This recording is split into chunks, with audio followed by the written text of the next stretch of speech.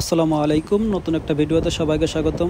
তো আজ আমি বলবো যে আপনার মিডল ইস্ট বা আরব কান্ট্রি থেকে কোন কান্ট্রি থেকে আপনার পোল্যান্ডের ভিসা রেশিও ভালো, বা আপনারা কোন কোন কান্ট্রি থেকে আপনারা পোল্যান্ডের জন্য অ্যাপ্লাই করতে পারবেন। আমরা যারা বাংলাদেশে আছি আমাদের জন্য কোন কান্ট্রি থেকে অ্যাপ্লাই করলে ভিসা রেশিও ভালো এবং ভালো হবে।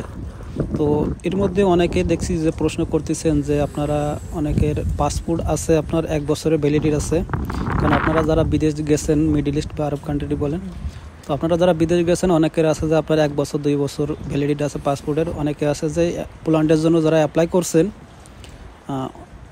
এদের মধ্যে অনেকের আপনার পাসপোর্টের মেয়াদ আছে 2 মাস 3 মাস বা 1 বছর এরকমের মেয়াদ থাকে। তো এর ভিতরে আপনারা করেন কি যে আপনার পাসপোর্ট চেঞ্জ করেন। তো আপনারা যে পাসপোর্টটা চেঞ্জ করবেন, যখন আপনারা বাংলাদেশ এম্বাসি থেকে পাসপোর্টটা রিসিভ করতে যাবেন তখন পাসপোর্টে দেখবেন যে একটা ফুটা করে দেয়। তো আপনারা সবসময় জন্য বলবেন যে আমার এই পাসপোর্টটা ফুটা করবেন না, কারণ এটা ফুটা করার কোনো রাইট নাই। এরা খোদাই একটা ফুটা করে দেয়। এটা যদি আপনি বলেন যে না এটা ফুটা করা যাবে না, এটা দিয়ে আমার ইউরোপে ওয়ার্ক পারমিটের জন্য অ্যাপ্লাই করছি, তো এটা ফুটা করলে আমার এই পাসপোর্টটা রিজেক্ট হয়ে যাবে, এটা এম্বাসি থেকে গ্রহণযোগ্য হবে না, এটা এম্বাসিতে নেবে না।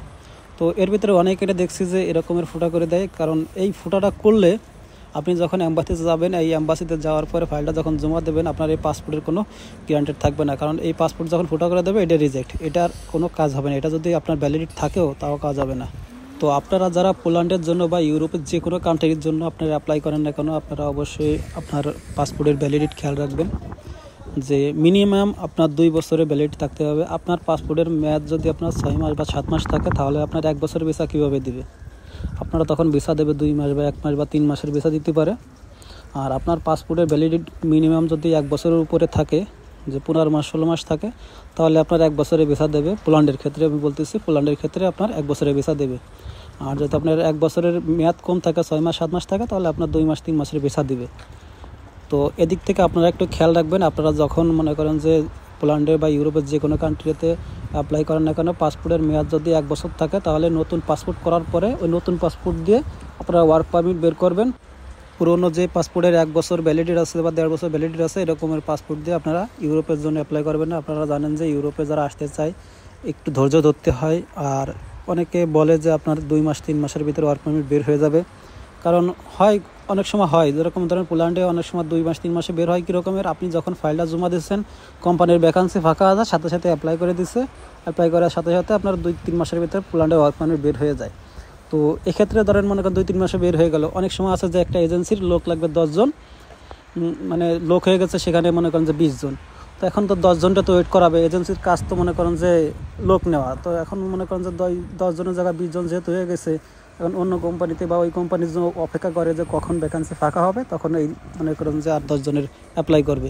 তো যেই 10 জন মনে করেন যে লেট হয়ে যায়, 3 মাসের বেশি হয়ে যায়, 6 মাস 7 মাস বা 1 বছর লেট হয়ে যায়, এই 10 জনের আসলে এই একটা কারণে আসলে লেট হয়, যে ঠিক মতন সময় অ্যাপ্লাই করা হয় না, যার কারণে লেট হয়ে যায়। আর অনেক সময় আছে রিজেক্ট আসে, রিজেক্ট আসার পর দ্বিতীয়বার অ্যাপ্লাই করলে ইনশাল্লাহ বের হয়ে যায় ওয়ার্ক পারমিট।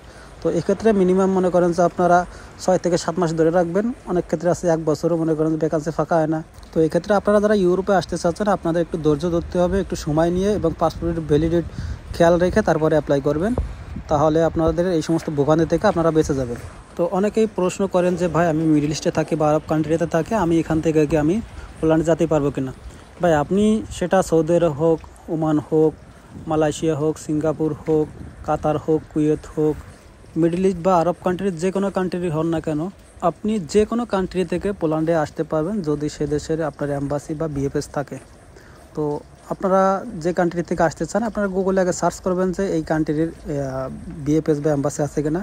তো আপনার যদি কাছাকাছি হয় তাহলে তো আপনার জন্য সুবিধা, এবং যদি দূরে হয় আপনি যে আগে খোঁজখবর নেবেন, এম্বাসিতে যাবেন, যাওয়ার পরে দেখবেন সেখানে অনেকে ফাইল জমা করে। আপনি যে খোঁজখবর নেবেন এবং একটু জ্ঞান নেবেন, আপনি আপনার মিডল ইস্টে আরব কান্ট্রির যে কান্ট্রিতে হন না কেন আপনি আগে একটু যাবেন, যাওয়ার পরে খুঁজে গেলে দেখবেন, দেখার পরে একটু জ্ঞান নেবেন বা যারা ফাইল জমা দেয় তাদের সাথে একটু পরামর্শ করবেন।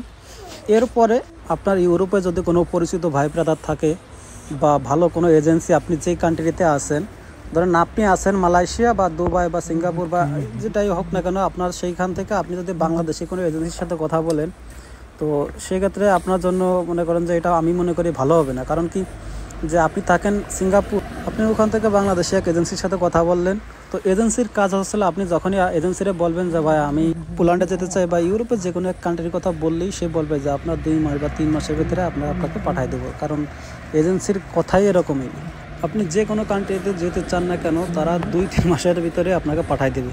তো আপনি যদি সিঙ্গাপুর থাকেন বা মালয়েশিয়া থাকেন বা দুবাই থাকেন, আপনি যদি ওই দেশের কোনো এজেন্সি থাকে, বাংলাদেশে কোনো এজেন্সি থাকে, তাদের অফিসে যাবেন, যাওয়ার পরে কথা বলবেন। অবশ্যই পাসপোর্ট জমা দেবেন না, পাসপোর্ট হাতে রাখবেন। সেটা বাংলাদেশের থেকে হোক, বাংলাদেশি কোনো এজেন্সির সাথে কাজ করলেও আপনারা কখনও পাসপোর্ট জমা দেবেন না। কারণ এই পোল্যান্ডে আসতে গেলে আপনার পাসপোর্ট জমা দেওয়া লাগে না, আপনি পাসপোর্টের ফটোকপি দেবেন, সে কাজ করবে। কাজ করার পরে আপনি যখন অ্যাম্বাসি ফেস করবেন, অ্যাম্বাসি ফেস করতেও তার কাছে পাসপোর্ট দেওয়া লাগে না, আপনি নিজে যে পাসপোর্ট জমা দেবেন, সে শুধু আপনার পেপারসগুলো জমা দিয়ে রেডি করে দিবে। আপনি শুধু সেই পেপারসগুলো নিয়ে আপনি অ্যাম্বাসিতে ফাইলগুলো জমা দেবেন পাসপোর্ট সহ। তো জমা দিলেই ইনশাল্লাহ আপনার মনে করেন যে টাইম দেবে, টাইমের ভিতরে পাসপোর্ট ডেলিভারি দিয়ে দেবে এবং সেখানে দেখা যাবে যে আপনার ভিসা হয়েছে কিনা। তো মিডল ইস্টের ভিতরে সবথেকে ভিসার রেশিও আসলে আমি দেখি যে পোল্যান্ডের ভিতরে আপনার কুয়েত থেকে বেশি লোক পোল্যান্ডে আসে। কুয়েত থেকে আপনার আমি যত লোক দেখছি যে মিডল ইস্টের যত লোক আমার সাথে যোগাযোগ করছে বা পোল্যান্ডে আমি যত লোকের সাথে দেখা সাক্ষাৎ হয়েছে যারা মানে মিডল ইস্ট থেকে আসছে, তো অধিকাংশ দেখছি যে আমি যে কুয়েত থেকে এরা আসছে এবং কাতার থেকে বেশি আসছে। কাতার এবং কুয়েতের ভিসা রেশিও আমি অনেক বেশি দেখছি, বা এখান থেকে বেশি মানুষ অ্যাপ্লাই করে কিনা আমি বলতে পারি না, তবে এদের ভিতরে আমি দেখছি এদের অনেক ভিসা হয় বা এরা অনেকেই পোল্যান্ডে আছে, এখানে আসার পরে জব করতেছে বা বিজনেস করতেছে। অধিকাংশ দেখছি যে কাতার কুয়েত থেকেই আসছে। তো অনেকের সিঙ্গাপুর থেকে আসে, কারণ সিঙ্গাপুরের ভিসার রেশিও অনেক ভালো। তো অনেকেই সৌদি আরব, দুবাই, মালয়েশিয়া থেকে আসতে চাচ্ছেন। আমি বলি যে ভাই আপনারা ভালো এক মাধ্যম ধরতে পারেন বা পরিচিত যদি কোনো লোক থাকে তাদের মাধ্যমে যদি অ্যাপ্লাই করেন, তাহলে আমি মনে করি যে আপনারা সাকসেস হবেন। তো যারা ইউরোপে আসতে চাচ্ছেন অবশ্যই লেগে থাকতে হবে। অনেকে রিজেক্ট হবে, রিজেক্ট হলে আপনারা হতাশ হবেন না, অবশ্যই লেগে থাকবেন, ইনশাল্লাহ একদিন সফল হবেনই। আর যারা বাংলাদেশ থেকে অ্যাপ্লাই করছেন আপনারা চাইলে ইন্ডিয়া নাও এম্বাসি বেস করতে পারেন, আপনারা মিডল ইস্ট কোনো কান্ট্রি থেকে আপনারা এম্বাসি বেস করতে পারেন, এটা নিয়ে কোনো সমস্যা নেই। আপনার ওয়ার্ক পারমিট পোল্যান্ডের হলে আপনি যে কোনো কান্ট্রি থেকে আপনি এম্বাসি বেস করতে পারবেন। তো আপনাদের যা যে প্রশ্ন আপনারা আমাকে কমেন্টস করতে পারেন, আমি ফিরিয়ে আপনাদের সবার কমেন্টসের অ্যান্সার দেওয়ার চেষ্টা করি। তো সবাই ভালো থাকবেন, আমার জন্য দোয়া করবেন। আল্লাহ হাফেজ।